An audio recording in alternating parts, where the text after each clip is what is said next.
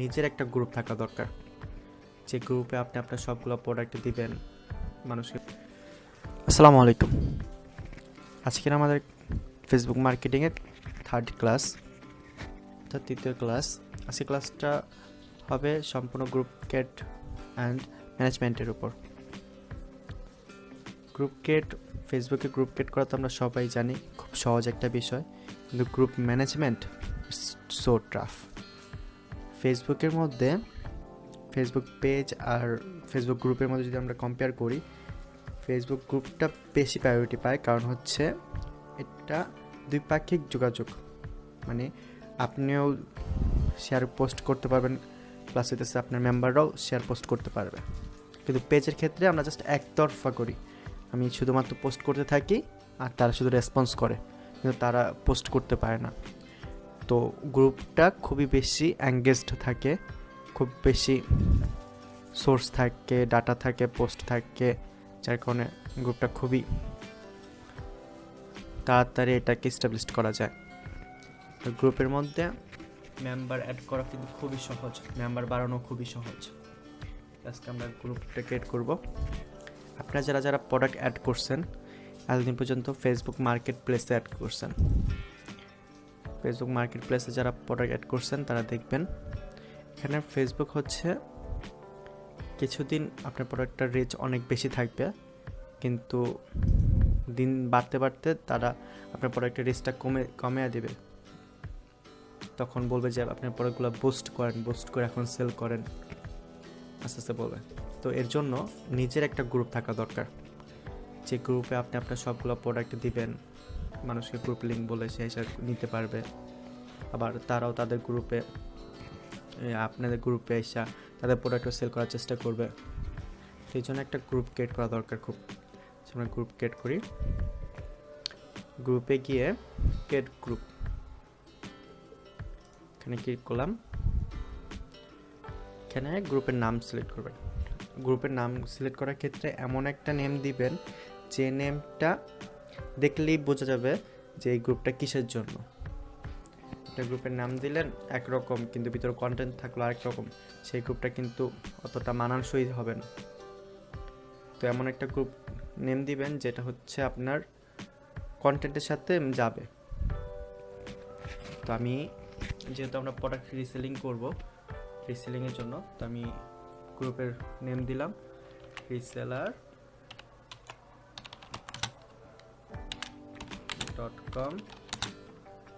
community। ওকে। আর প্রথম যখন group create করবেন তখন এই জায়গাটা পাবলিক রাখবেন। পরবর্তীতে যখন অনেক বেশি মেম্বার হয়ে যাবে, আপনার গণহারে মেম্বার অ্যাড করা শেষ হয়ে যাবে, তখন আপনি এখানে বেছে বেছে মেম্বার নেবেন, মেম্বার অ্যাড করবেন। আর এখানে অবশ্যই একজনকে প্রথমে ইনভাইট দিতে হবে, ইনভাইট দেওয়ার পরেই আপনার গ্রুপটা ক্রিয়েট হবে। ইনভাইট দিলাম আমি একজনকে, এই যে ক্রিয়েট। এখন আমার গ্রুপ ক্রিয়েট করা শেষ।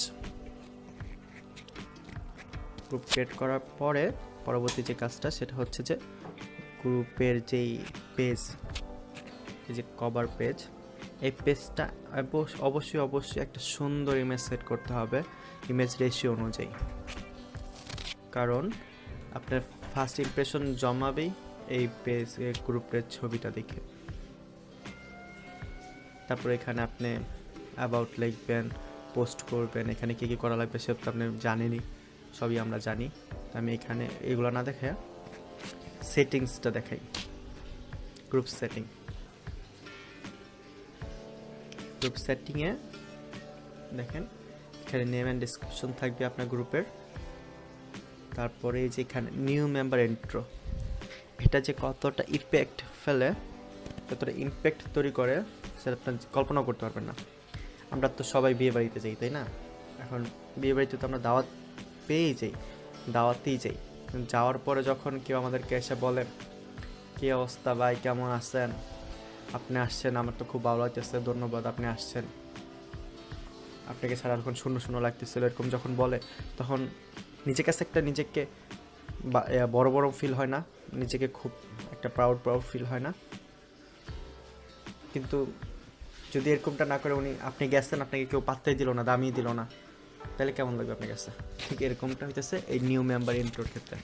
কারণ আপনার গ্রুপে একটা মেম্বার আসছে, সেই মেম্বারটাকে আপনি বললেন যে welcome to our group, you are special one of us, তাহলে কি তার কাছে এটা ভালো লাগবে না? তো এখানে সেট করে দিবেন ওয়েলকাম সামথিং, আপনি যেটা অ্যাড করতে চান, welcome to our group, add করে দিলাম, লিখলাম you are very special to us, আরও এক্সট্রা কিছু লিখলাম, লেখার পরে রেড করলাম। যখনই সে আপনার গ্রুপে ঢুকবে, আপনার গ্রুপ ভিজিট করতে পারবে, ভিউ করতে আসবে, তখন এটা তার সামনে আসবে। তো এটা তার কাছে ভালো লাগবে না যে আমি আসছি, আমাকে ওয়েলকাম করতেছে। তারপর আপনি সামনেও লিখে দিতে পারেন যে ডিয়ার সামথিং, কিছু লিখে দিতে পারেন, যত সুন্দরভাবে এটা সাজাবেন। এটা অন করে রাখবেন।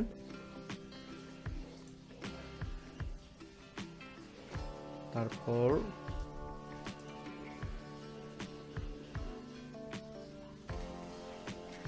প্রাইভেসি এখানে পাবলিক দিয়ে রাখবেন,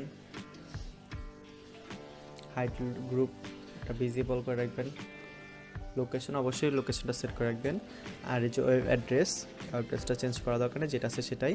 আপনি এখান থেকে আপনার গ্রুপের কালারটা সিলেক্ট করতে পারেন, যে কোনো একটা কালার চেঞ্জ করে আপনি মন মতো একটা কালার দিয়ে রাখলেন। এখানে যে পিঙ্কিশ কালার একটা দিয়ে রাখলাম, মেয়েদের খুব পছন্দের কালার, সবুজ দিলাম।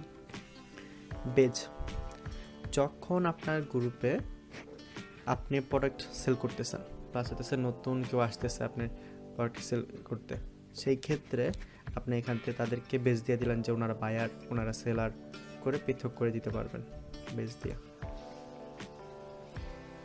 তারপরে হচ্ছে দেখবেন আমরা বিভিন্ন গ্রুপে অ্যাড হওয়ার সময় আমাদের কিছু কিছু গ্রুপে জয়েন দেওয়ার সাথে সাথে আমরা জয়েন হয়ে যেতে পারি, কিন্তু কিছু কিছু গ্রুপে জয়েন হওয়ার সময় আমাদের বিভিন্ন কোশ্চেন আসে, ইয়েস নো এরকম অনেক ধরনের কোশ্চেন আসে। তো এই কোশ্চেনগুলোর জন্য এই যে পার্টিসিপেন্ট অ্যাপ্রুভালটা অন করে দিতে হয়। অন করে দিলে আপনি বেছে বেছে মেম্বারদেরকে কি অ্যাড করতে পারবেন। তারপরে who can participate in this group, এই যে অনলি প্রোফাইল না, এটা আপনি সিলেক্ট করবেন প্রোফাইলস অ্যান্ড পেজ, পেজের থেকেও মানুষ আপনার গ্রুপে অ্যাড করতে হইতে পারবে, আবার প্রোফাইল থেকেও অ্যাড হইতে পারবে। এটা অন করে রাখবেন। অ্যাপ্রুভ অল মেম্বার পোস্ট, এখানে এটা কিন্তু অফ রাখা যাবে না, এটা অবশ্যই অন রাখতে হবে। কারণ ভাই আমরা যাতে তো বাঙালি, তাই না?